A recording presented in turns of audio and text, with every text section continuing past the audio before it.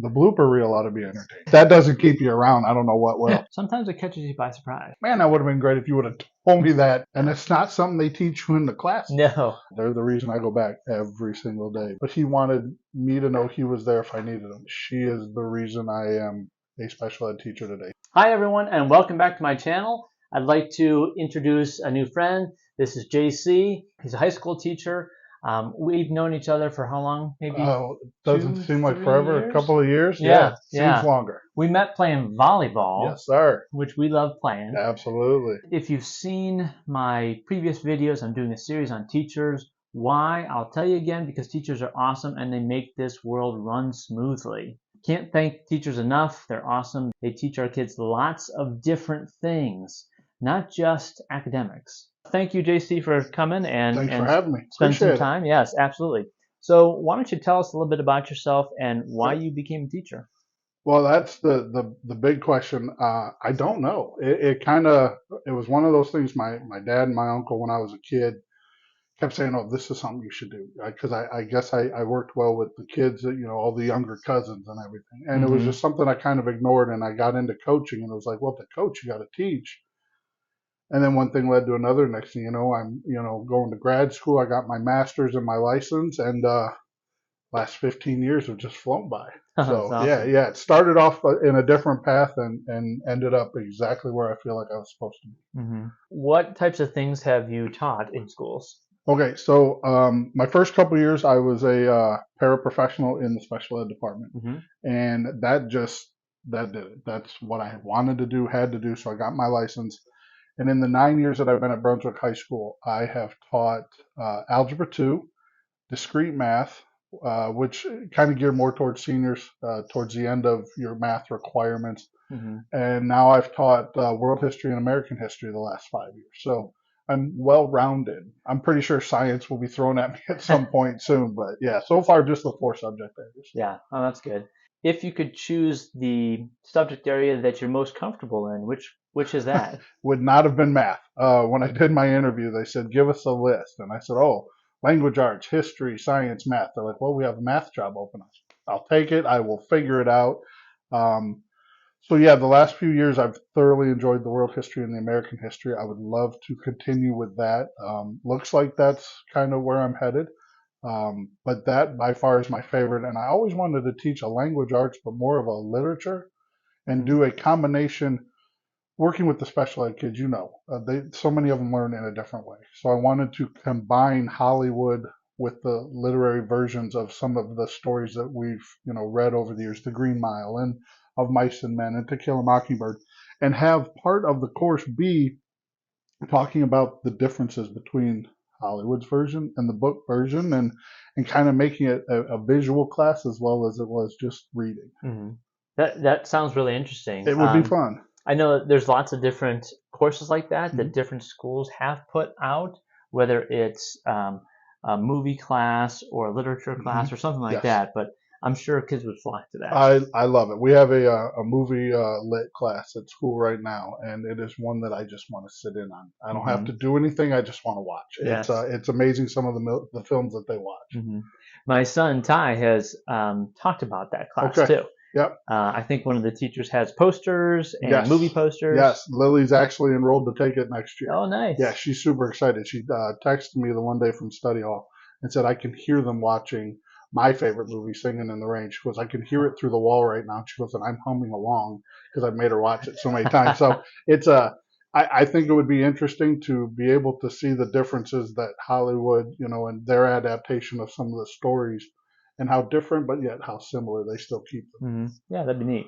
So you talked a little bit about your dad and your uncle kind of really suggesting that you be a teacher. Yes. Was there anyone else in your life that really inspired you to be a teacher? So I moved back to Ohio. I graduated from college with a psychology degree, and I moved to Indiana to be a clinical psychologist. A friend of mine had a position open there, so I went. I did about 3 months of kind of background work, kind of following them around a little bit, some shadowing.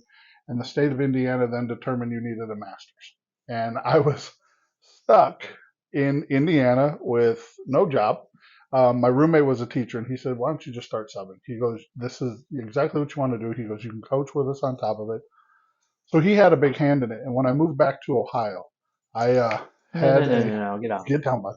I had an opportunity to work in a center in Lakewood, and there was a little girl with Down syndrome, and she is the reason I am a special ed teacher today. She changed everything, and at that point, there was no doubt this is what I had to do. So I want to give some people credit for suggesting it, Mm-hmm. but there's a little girl that changed my life completely, and if Mm-hmm. it wasn't for her, I probably would have gone into teaching, but I wouldn't be in the department I'm in now. Yeah.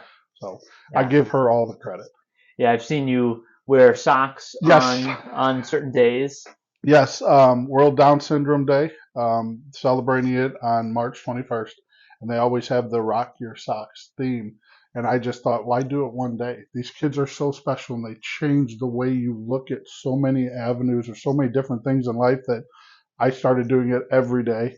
We had a random weird day off during the week, but yeah, it was just something that I could do to maybe hopefully shed a little bit of light on the subject and have a little fun with it as Mm-hmm. well. So You know, one of my teachers in my building uh, runs a program called Best Buddies. Are you aware of Best I have Buddies? heard of it. I don't know a whole lot about it, but I have Mm-hmm. heard of Yeah, she does a program and started the program at Bowling Green it. Okay. when she was a student there, and then now has brought it to our building and just started it this year.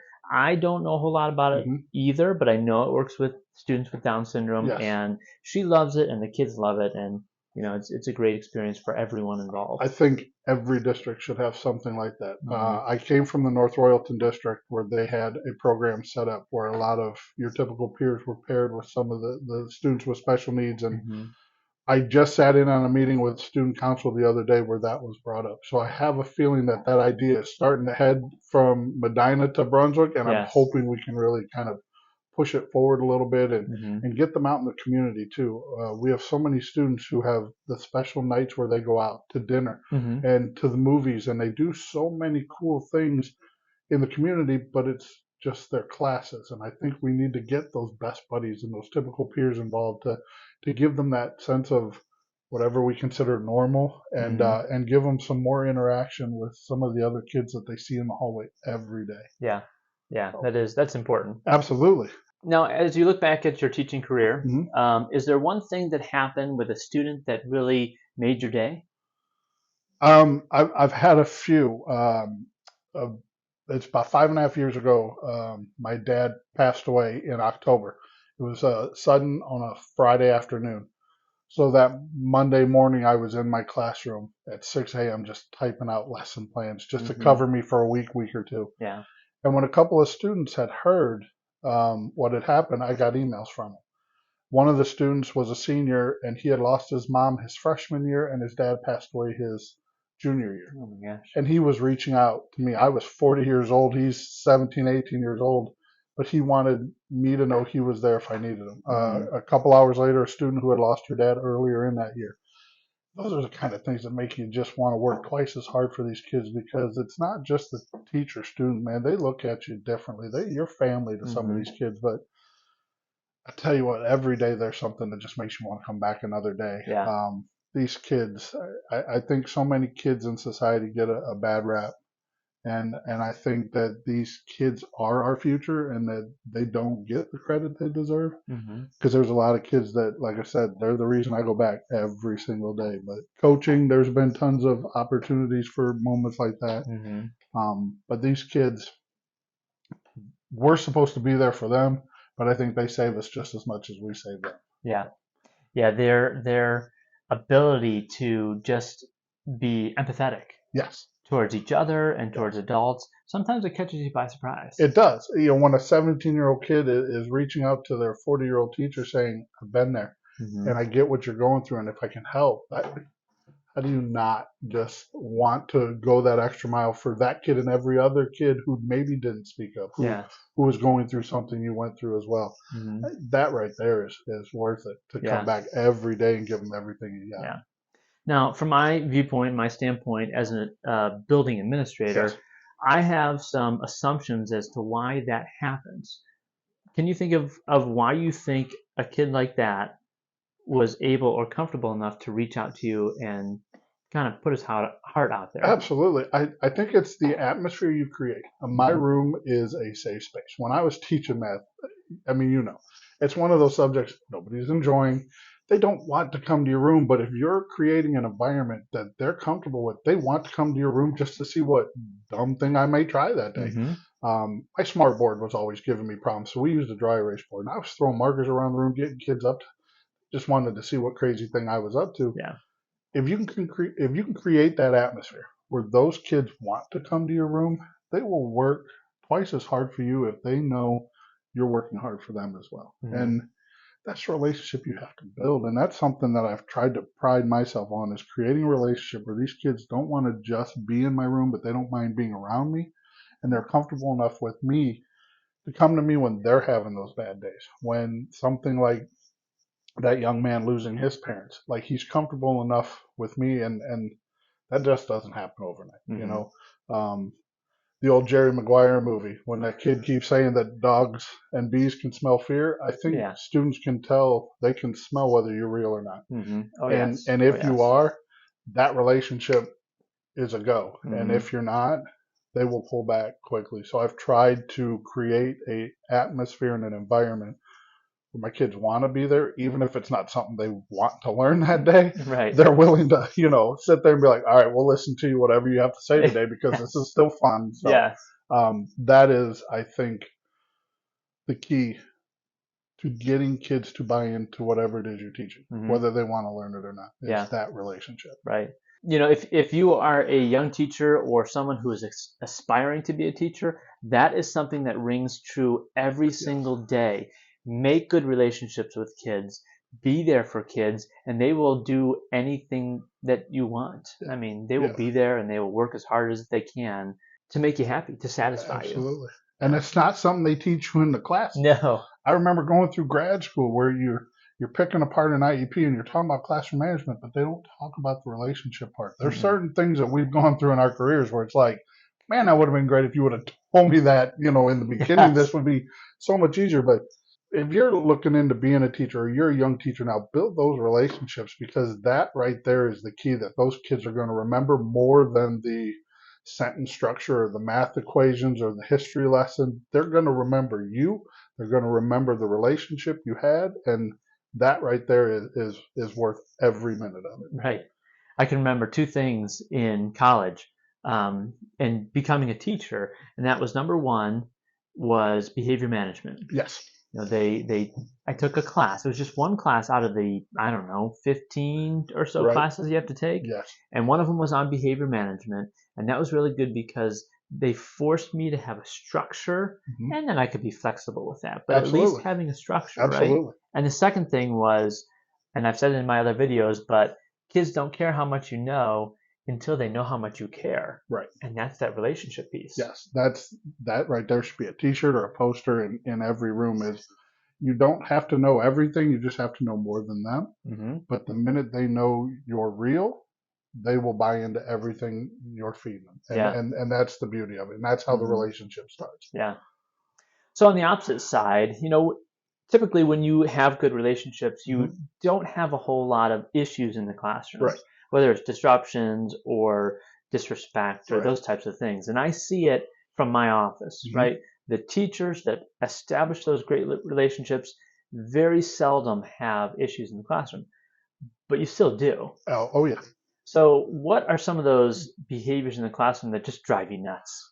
The phones right now, and yeah, it's funny. I mean, yours is probably in your, yeah, Hmm. yours is up there Right right there. now. Yeah. Mine is in my pocket. We can't really live without them, but if we can get them to put them down for 25 minutes out of a 50-minute period, it's amazing the amount of Hmm. stuff they're going to learn.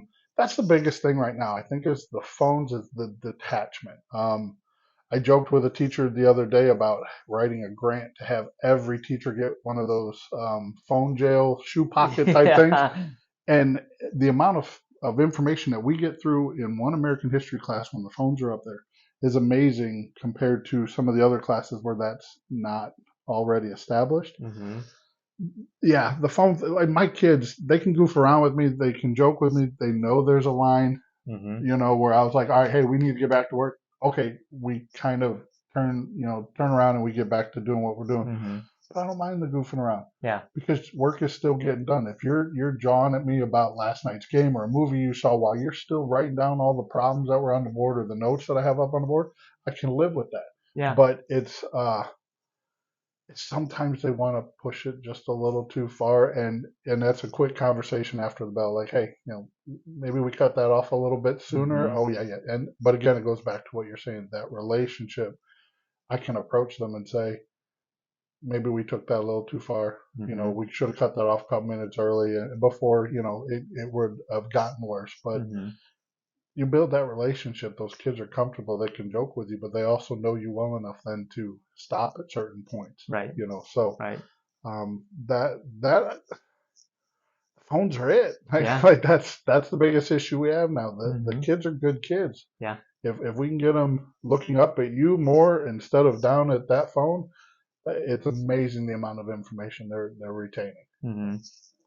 Yeah, phones are crazy, and they're just drawing attention from kids and us too. Yes, absolutely.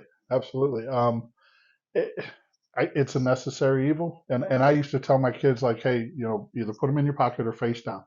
If there's something going on at home where a call or a text is coming in, tell me, then I'm a little bit more understanding of why you're looking at it every couple of minutes or every time it buzzes. But other than that, if we can just get them to put it away, we're talking 15-minute classes, give me half. Yeah. And we can get through a lot. Yes. So. What do you wish adults would know about the teaching profession? How long do you want this for? I wish they would. I feel like half of society trusts us, and the other half wants to micromanage us. And I think that society needs to know that the people in the classrooms are there for a reason. We don't do this for the money. We joke that we may do it for our summers off, for weekends, or 2 weeks at Christmas or spring break like we're on now. We don't. We do this for one reason only, and it's the kids. And I wish when levy issues came up or budget issues or whatever the conversation is around those election times, I wish they would trust that what we're telling them is the truth and that we are in this for the kids. We aren't looking for a pay increase every time we turn around, but we also don't want to spend all of our own money funding our classrooms. I just wish everybody knew the real reasons we're doing what we're doing, and that every profession kind of starts with us, and we're trying to build a future, but we can't do it if we're constantly fighting the public on what they think we're doing. Yeah. You know as well as I do, in every profession, there's good lawyers, there's bad lawyers, there's good doctors.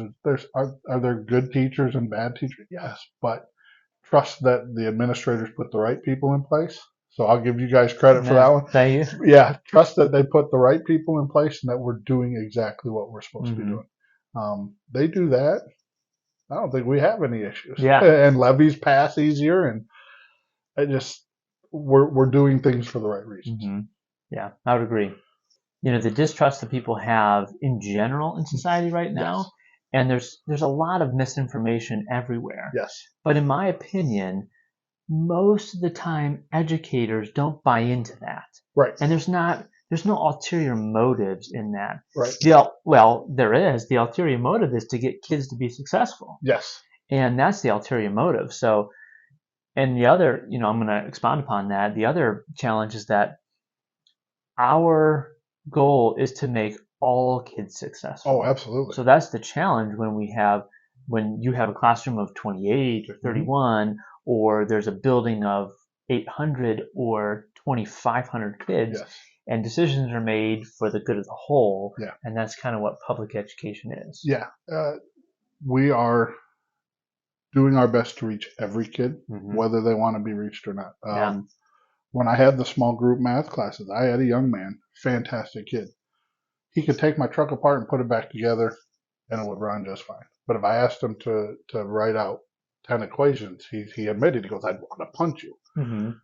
My goal is to still reach that kid, whether he wants to be in math class or not, because his goal is to graduate. That's what we're shooting for. And again, it goes right back to the relationships. Build that relationship. He trusts you enough that what I'm doing is for a reason, that he's going home and telling his mom, hopefully his mom is telling her friends like they're doing it for the right reasons. And I'm just hoping that at some point, society and the public allows people to do their jobs and trust them, no matter what that job is anymore. I'm trusting the gentleman or the lady in the kitchen cooking dinner. When you go out to eat, I'm hoping that they're trusting me, that I have their students' best interest at heart.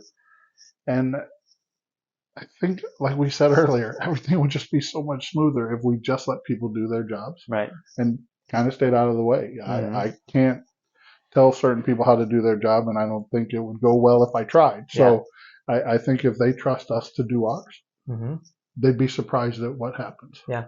So, Good point. So you're at the high school level, yes, sir. right? And there's lots of tests. There's state tests, there's end of year assessments, there's end of chapter, end of unit, all those types of things. What do you wish kids would do to better prepare themselves for those type of assessments? It's tough because I think there's times where the assessments aren't necessary. It's hard to tell a kid you have to pass all your classes, get all these credits, and then you still have to pass this test or else you can't graduate, but yet you got B's and C's, but you're not a good test taker. I think it's the simple, maybe 10 minutes a day, just reviewing some of the things, for the test. I think some of these test companies could make things a little bit easier by giving more guidelines or more topic areas that the tests are going to cover so that kids can kind of touch on that a little bit while they're reviewing. I think some of the things now is take them seriously. Some of the kids are just like, oh, this test doesn't really matter. So they're coming in, putting their name on it, head down, drooling on the test for an hour and a half. I think the biggest thing would be maybe put a little bit of effort in, but take the test seriously, put some effort into the studying, but do your best and show what you truly are capable of instead of just blowing it off. Yeah, that's good advice. I guess we're kind of turning the corner, hopefully, with COVID. Yes, sir. Right? It's the biggest topic in the last couple of years. Absolutely. What do you think was the most difficult part of dealing with COVID and education? In all honesty, it's right now. You had a year where we sent kids home, and I remember it being on a Thursday. It was actually my wife and I's anniversary. We're out at dinner, and the governor makes his announcement, and all the alert calls are going off. Teachers went in on that Friday morning, and we planned out the next 3 months of school in a day.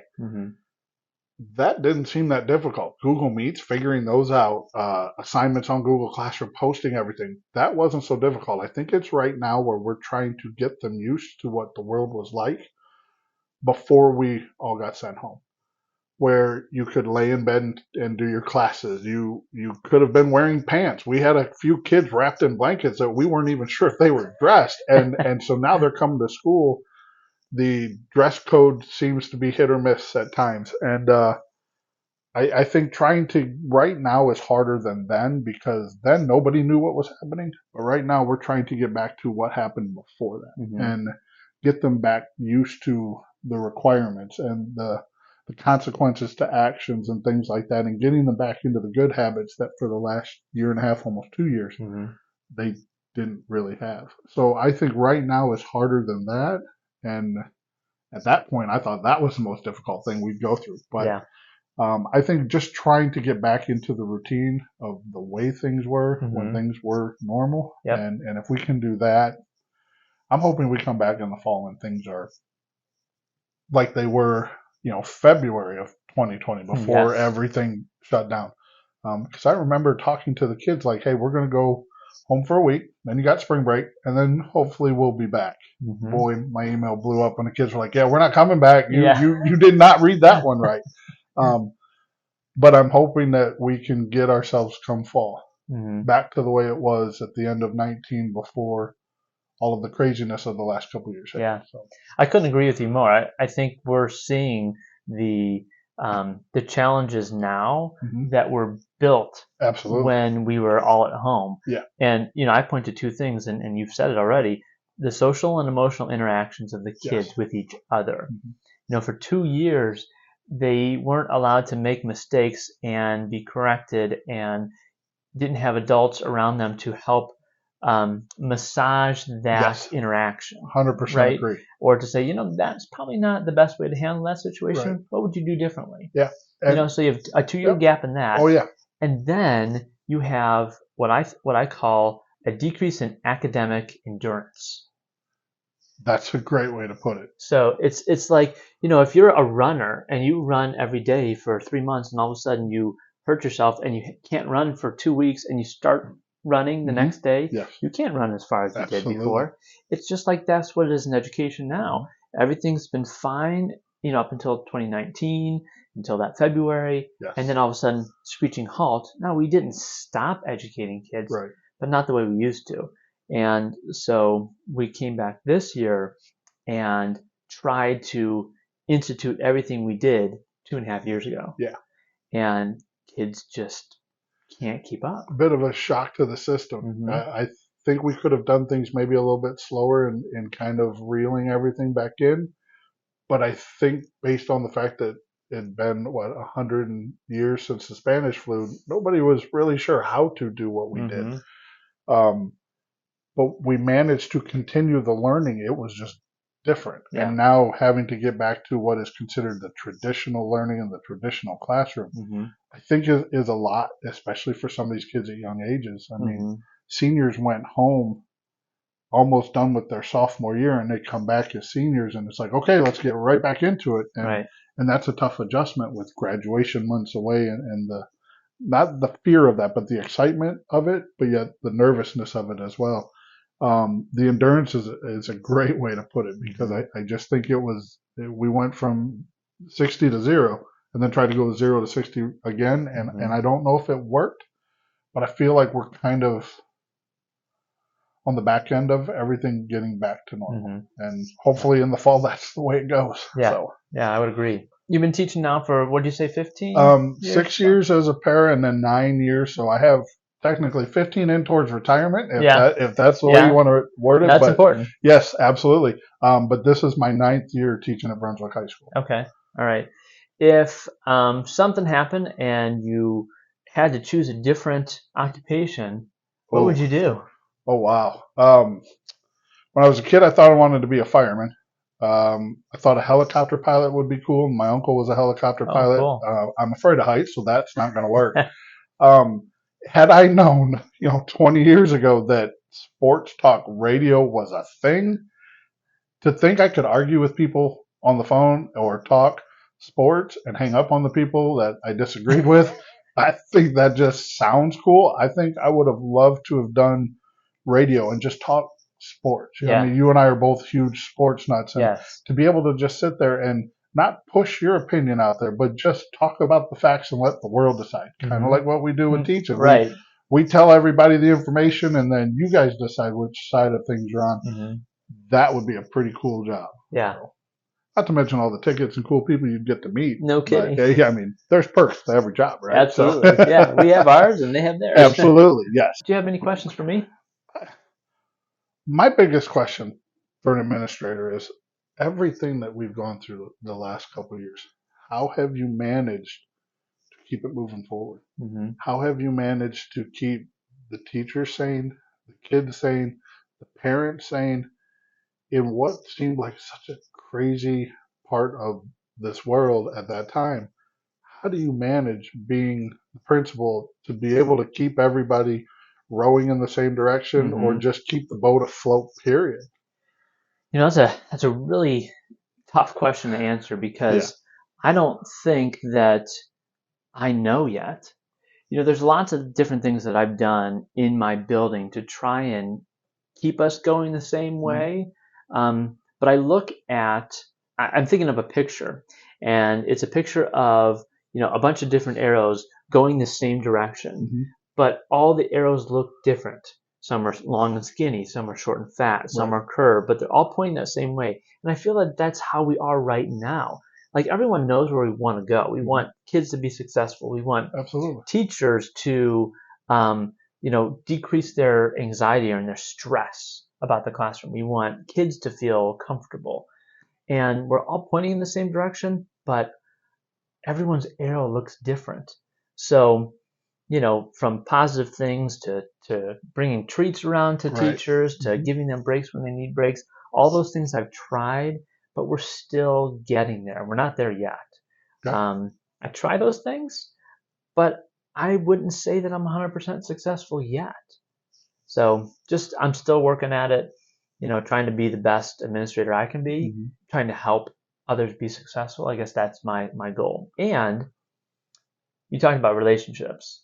So I try to have good relationships with my staff as well as my students. So trying to build upon that in getting us all to someday get our arrows to look similar. Yes. I've been fortunate when I was at North Royalton and then coming to Brunswick. I've had some amazing administrators with that open door, and that relationship you build with them makes you fight just as hard for the staff. And knowing you in different avenues of this world outside of school, that's who you are, and you're going to not just run ahead, you're going to pull everybody along with you. So I give you and every administrator out there all the credit in the world for keeping the ship afloat, keeping it going. But I give you guys a ton of credit for everything you managed to do over this crazy last couple of years. But you asked me a really good question about what I would be doing if this wasn't me. Now, if I remember right, you were a science teacher before you became an administrator. Correct. So were you going to be Bill Nye the Science Guy if this weren't the direction you go, or? Well, when I went to school, I wanted to be a doctor. Okay. And I said this in my last video, and I met my wife, and I was in all these science classes and biology and anatomy and those types of things. And my wife must have saw something in me, and she said, "You know what? You need to take an education course." And I did, and I loved it, and I loved coaching. So that was what I really wanted to do. It changed my mind. Now, another funny thing is you said Bill Nye the Science Guy. People call me that at work because they know I taught chemistry. Okay. Funny note, I grew up with Mr. Macri, science teacher, and AP chemistry teacher. And we both became AP chemistry teachers. So something in the water right there. That's right. Shout out to Mr. Macri. Yes. But if I wasn't an administrator, I think I'd be doing something along the lines of building or fixing or rehabbing things. Okay. I love doing that kind of stuff. I love fixing things around the house. I have videos out on fixing things. Check those out, by the way. He fixes everything. Thank you. You're welcome. So I like doing those things. I like fixing things. My grandfather was a carpenter right after World War II. Okay. So he built a bunch of houses in Pennsylvania and Ohio. And I think I got that from him. That's awesome. Yeah. Very cool. Man, I think we covered a lot. Yeah, we did. We did well today. Yeah. The blooper reel ought to be entertaining. That's right. I'll put that together and put it in the front. Absolutely. Yeah, if that doesn't keep you around, I don't know what will. I want to thank JC here for joining me. Hopefully it was entertaining and we answered some of the questions that you'd like to hear. If you have different questions that you'd like me to ask either Mr. Meisner or other teachers or just anything, list them in the questions below. I'll see if I can get them in the next video. Thanks for watching. Please subscribe. That was awesome. All right. I appreciate that. Yeah, sure. That's fun. I like this. I like hearing stories from the other teachers. Everybody's coming from a different direction. Yeah.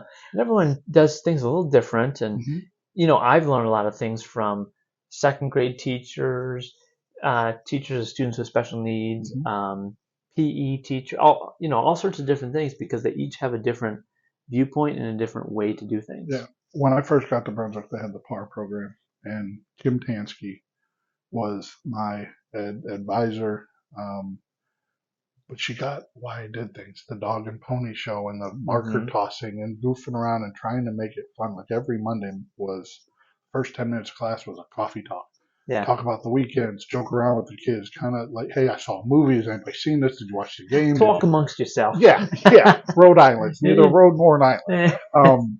But it was, she got why we were doing that. And every observer after that was a little bit more serious, a little bit more of the administrative part of things, when they've been out of the class. Like, well, why are you throwing markers? Well, because it keeps them, alert. Yeah. They never know when the marker's coming at them to go up and do a problem. And I felt like teachers who are just leaving the classroom, they get that. But Mhm. after a while, I think administrators who have been out for a while, they're like, I don't get what you're doing here. Right. And not all of them are like that. But the ones who get it, they understand the antics or the show that you're trying to put on, because that's a lot of it is an entertainment thing. If I'm not entertaining you, you have tuned me out, Right. and that's where the phone is. That's right. But That's right. That's our day and age. That's our society right now. yes. If you're not entertained, you are disengaging Mhm. real fast. Yep. So I try my best to crack the jokes, but you have to build that relationship before you can, goof around with a young man about his shoes, or if they're big enough for me to borrow, or Right. this and that, and like what you do this weekend, and this. It all comes back to that big thing that I don't think enough people give us credit for, is the relationships we build with the kids in our classroom or the kids we coach. Every time somebody asks my wife, well, how many kids do you have?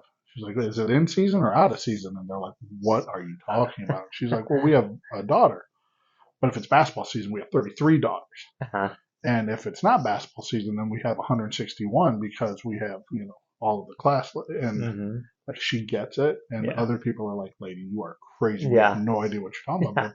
But I mean, it when the classroom, they're your babies. Yeah. And they are until they graduate. And the beauty I will give social media credit for is getting to keep in touch with them. Yes. My wife and I just a year ago went to a wedding of a girl that I coached when she was a sophomore in high school, and that was 12, 13 years ago. And it's cool that they still want you around. Yeah. But if you don't build that relationship, you're forgotten. Yep. So, yeah. Good times. Well, good. Thank you. I Appreciate it. Yeah. Always good to hang out with you. Yeah, absolutely. I don't think we should shave the beard. No. Maybe a We'll trim see. before vacation. Not telling you. Yeah. A little off the bat. Yeah. Actually, the wife said that she wouldn't mind it if it was just shorter. There you go. Yeah. That right there is the end for you to keep it. I love it.